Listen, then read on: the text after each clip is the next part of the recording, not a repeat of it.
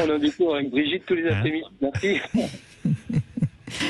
Alors, vous avez des petits problèmes dans la famille, je crois, hein, Cyril. C'est vrai que c'était un épisode, ça, plus perso, donc par rapport à la tristesse. Au moment du décès de mes parents, je me suis aperçu que mon frère et ma sœur n'avaient pas du tout la même façon de voir. Oui, d'accueillir cette... Et alors, ils ne comprenaient pas que je sois à ce point triste. Et moi, j'arrivais. C'est vrai que, bon... c'est intéressant ce que vous dites, parce que c'est vrai que dans ces moments-là, chacun va réagir à sa façon et ça crée des conflits, oui.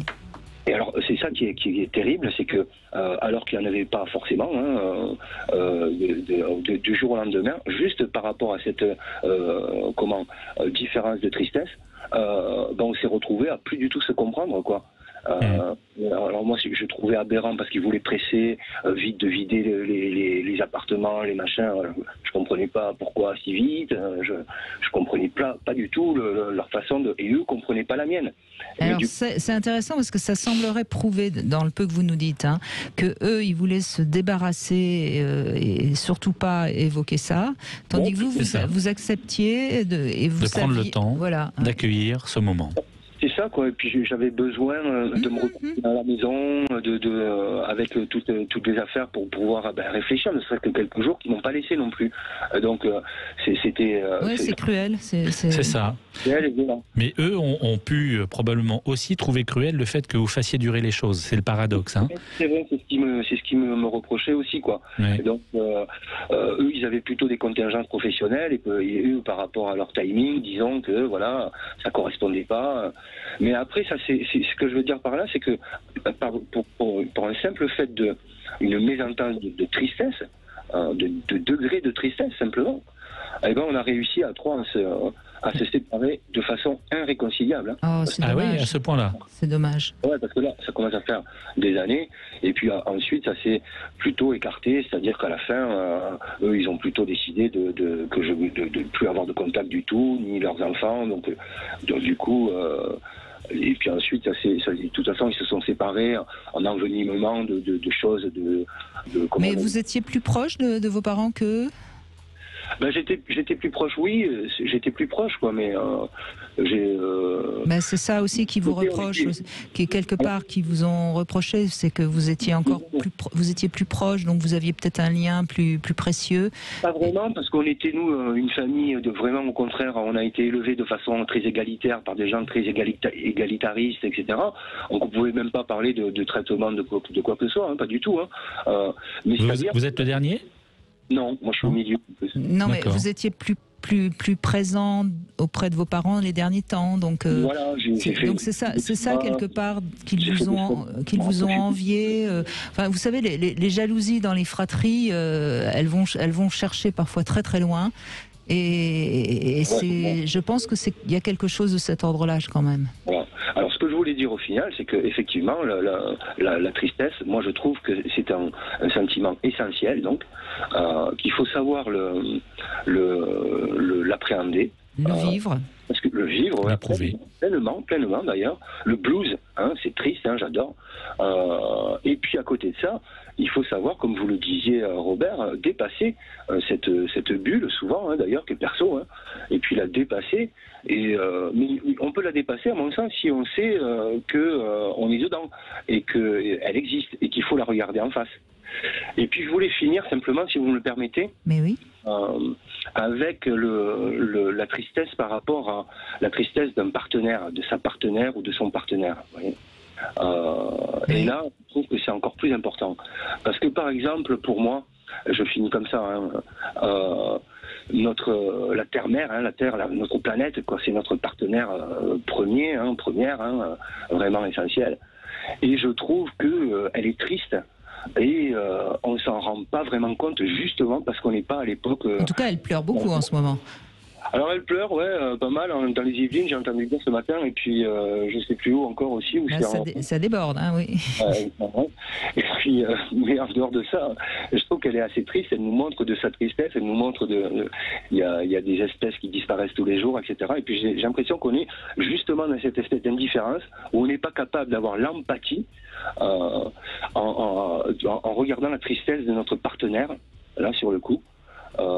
Et c'est un peu dommage pour les humains que nous sommes en général. Ça dépend. On peut aussi regarder une étoile le soir, le soleil, le lever de soleil.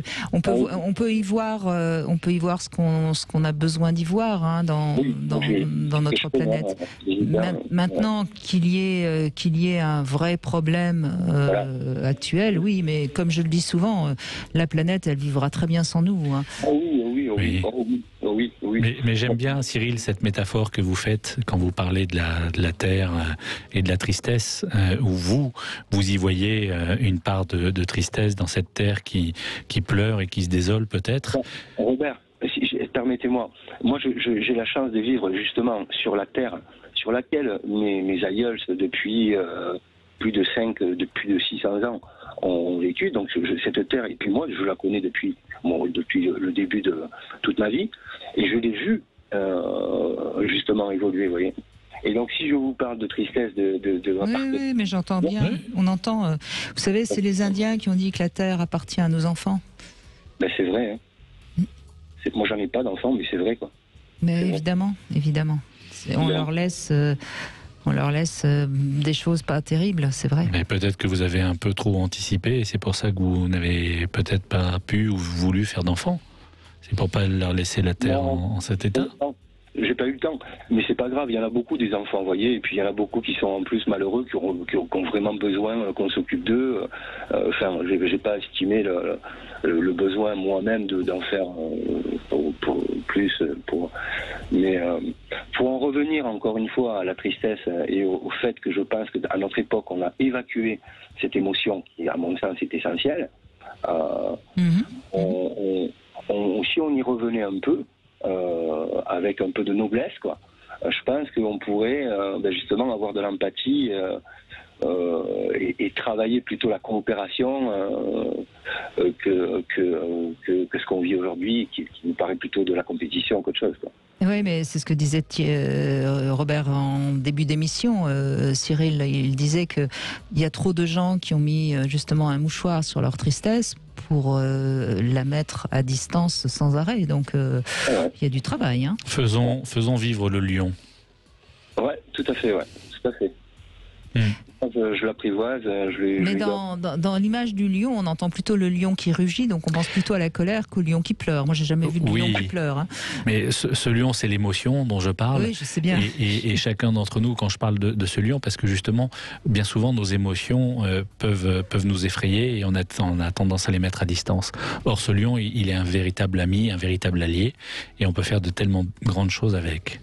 Et puis, il n'y a pas de lion sans lionne, hein. Oui, mais il faut aller la chercher ailleurs, la lionne. Mais c'est l'amour.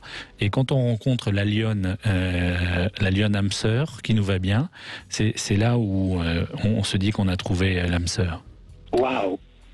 Eh bien, vivement cette époque. Non, mais vous savez, Cyril, je crois que quand on est un couple et que l'un des deux est très malheureux, peut-être pour la perte d'un de ses parents, etc., et qu'on sait se prendre mutuellement dans les bras, c'est un moment d'émotion tellement fort qui ressemble à l'amour. Donc on voit bien que si on sait s'abandonner, et je crois que vous le savez puisque vous avez l'air d'aimer la tristesse, on est gagnant. Alors c'est vrai que se met pas en danger. C'est un moment qui est fort, hein, mais c'est un moment qui est beau. Précieux, très précieux. C'est vrai. Bien sûr, mais c'est souvent ce qui fait la valeur de la relation amoureuse, c'est qu'on est capable de s'abandonner et de ne plus être forcément dans un contrôle émotionnel et avec la volonté de donner une image ou de jouer un rôle. C'est être capable de s'abandonner et d'être comme on est, d'être soi-même. Ouais. Vous savez, c'est la petite larme qui sort de l'œil quand sur un film ou quand il y a quelque chose, une émotion comme ça. Bien sûr. Sans qu'on se sente obligé de se cacher, vous voulez dire? sans qu'on puisse la contrôler. Là, on voit la scène et l'émotion monte. On se laisse emporter, oui, bien sûr. C'est ça. Mais c'est formidable, bien sûr. D'un seul coup, c'est ça. Et ce que je voudrais juste dire, c'est que lorsqu'on est triste et que notre partenaire veut nous prendre dans ses bras, surtout ne le repoussons pas non plus. Certainement. Parce que il y a ça aussi, hein, c'est des deux côtés qu'il faut s'accueillir. Oui, exactement. Et ça dépend comment on a été aimé déjà soi-même. Parce que quand des enfants ont grandi sans que les parents soient tendres, ils ont beaucoup de mal en tant qu'adultes aussi à accueillir la tendresse de l'autre. Donc ça s'éprouve. C'est vrai. Merci beaucoup Cyril de cet échange. Merci à vous.